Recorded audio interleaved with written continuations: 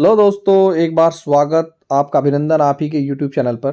दोस्तों, आप लोग बेसब्री से इंतजार कर रहे होंगे चतुर्थ श्रेणी भर्ती का। आखिरकार ये भर्ती कब कैसे आएगी देखिएगा दोस्तों। फिलहाल देखिए दोस्तों, प्रयाग पोर्टल में खामियों से अटकी है चतुर्थ श्रेणी कार्मिकों की भर्ती। जी हाँ, विभागीय मंत्री डॉक्टर धन सिंह रावत ने कहा है कि विद्यालय शिक्षा विभाग में लगभग 2500 चतुर्थ श्रेणी के पद रिक्त हैं, जिनका प्रयाग पोर्टल के माध्यम से भरने की अनुमति राज्य मंत्रिमंडल से मिल चुकी है।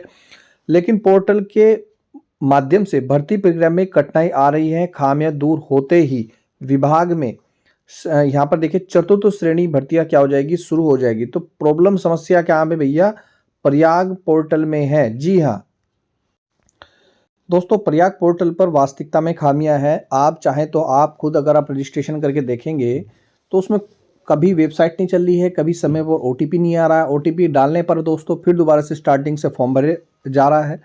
तो कहीं ना कहीं समस्या तो है दोस्तों। इधर शिक्षा विभाग में 182 पदों पर इसी माह होगी भर्ती।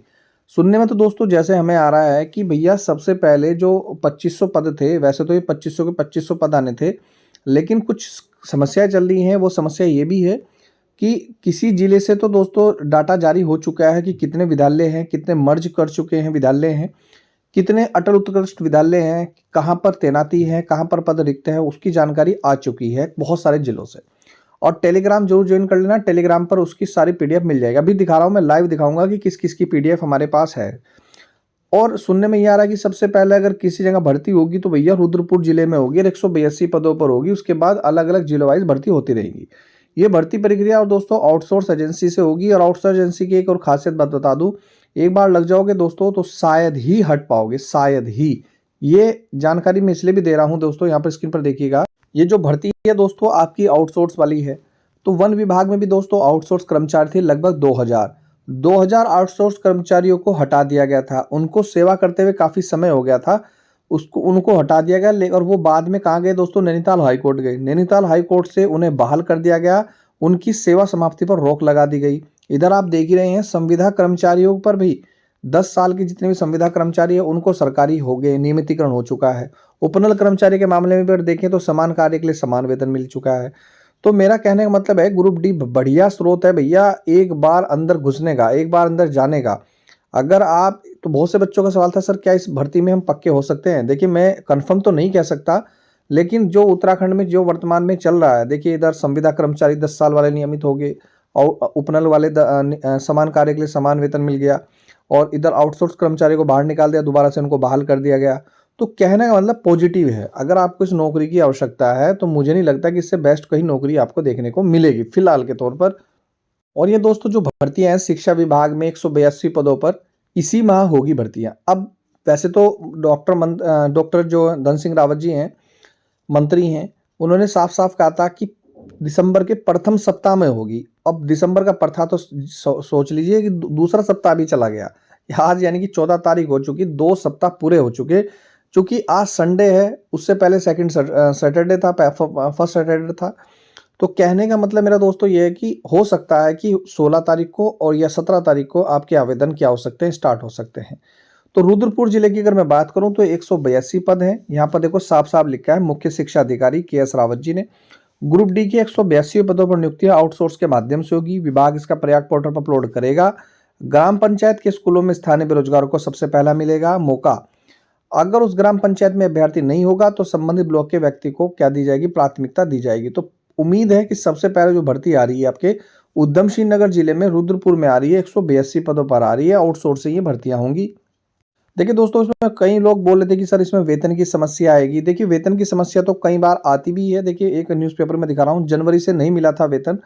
ये थोड़ी पुरानी न्यूज़ है, लेकिन उसमें बाद में दोस्तों सोमवार को जब सेवा विस्तार उनका विधिवत आदेश जारी कर दिया गया था तो उनको कहीं ना कहीं उनकी सैलरी उनको मिल गई थी। हाँ, ऐसा जरूर हो सकता है कि अगर किसी महीने की आपको सैलरी नहीं मिली, किसी दूसरे महीने की सैलरी आपको नहीं मिली, हो सकता है कि तीसरे महीने आपको उन दोनों महीने की सैलरी कंबाइन होकर, मर्ज होकर आपको मिल जाए। तो ऐसा नहीं होगा कि आपकी सैलरी ही नहीं मिलेगी। हो सकता है लेट हो सकते हैं, डिले हो सकता है, पर सैलरी आपको निश्चित रूप से मिलेगी। इधर आपका एक और बड़ा सवाल था कि सर जो आउटसोर्स भर्तियां हैं उसमें कैसे चयन होगा। देखिए मेरिट से चयन हो गया। अब मैं आपको एक बताऊं, 8वीं पास है वैसे तो ये भर्ती, 10वीं भी नहीं है, 8वीं पास भर्ती है। और कोई इस पोस्ट ग्रेजुएट या डॉक्टरेट वाला बंदा इसको फॉर्म को डालेगा तो कभी भी 8वीं और 10वीं पास वाले व्यक्ति का तो चयन ही नहीं हो पाएगा। समझ में आ रहे हैं?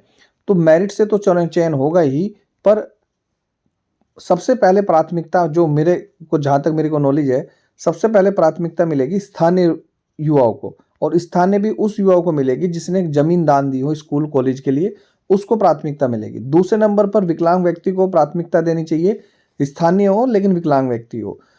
तो ये सब रहने वाला है। इसमें पहले जो व्यवस्था थी दोस्तों, लॉटरी सिस्टम थी, उसमें 2 गुना 3 गुना बच्चे बुलाए जाते थे, वो सब भर्ती बंद कर दिया, लॉटरी सिस्टम ही बंद कर दिया गया है।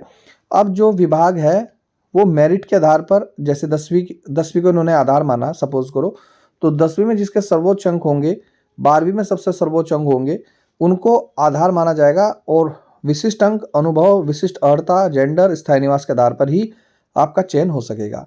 इसमें कुछ इस तरीके से चयन हो सकता है, ऐसा पॉसिबल है, जैसे कि आपने आंगनबाड़ी भर्ती में देखा होगा। जैसे आपके 12वीं में सपोज करो अगर आपके 65% मार्क्स है तो उसे आप 10 से भाग दे लीजिए, तो आपके पॉइंट हो गए 6.5। 10वीं में अगर आपके 55% मार्क्स हैं तो आपके पॉइंट 10 से भाग दे लीजिए, 5.5। तो इस प्रकार आपके अंक हो गए, ये हो गए 12 अंक। ठीक है दोस्तों, तो 12 अंक हो गए, किसी बच्चे के 13 अंक बैठे हैं, तो जिसके सबसे ज़्यादा अंक हो गए उसको प्राथमिकता यहाँ पर मिल सकती है। फिलहाल शुरुआती दौर पर तो दोस्तों हमें यही पता चल रहा है। तो अब इनमें हम एक और भी मौका है कि भैया इनमें सैलरी 20,000 रुपये की जाए, क्योंकि अगर उत्तर प्रदेश में भी देखा जाए तो आप यकीन करें आउटसोर्स निगम बनाया गया है जहाँ न्यूनतम सैलरी 20,000 रुपये और अधिकतम सैलरी 40,000 रुपये की गई है।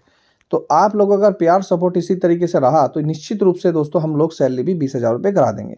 अब ये बात आती है भर्ती कब आएगी, तो वो आएगी ये दिसंबर में ही। आप निश्चिंत रहें, आज संडे है लेकिन कल मैं इस पर फुल अपडेट दूंगा। ये कल यानी कि 15 तारीख को और 16 तारीख तक आप इंतजार करिए। इस पूरे हफ्ते 15 तारीख से लेकर 20 तारीख तक के बीच आपको ये भर्ती निश्चित रूप से देखने को मिलेगी। तो ये थी महत्वपूर्ण वीडियो, क्या डॉक्यूमेंट चाहिए क्या नहीं, इस चैनल पर संबंधित वीडियो है, टेलीग्राम जरूर ज्वाइन कीजिएगा। मिलता हूँ नेक्स्ट वीडियो में। वीडियो देखने दोस्तों धन्यवाद। जय हिंद, जय उत्तराखंड।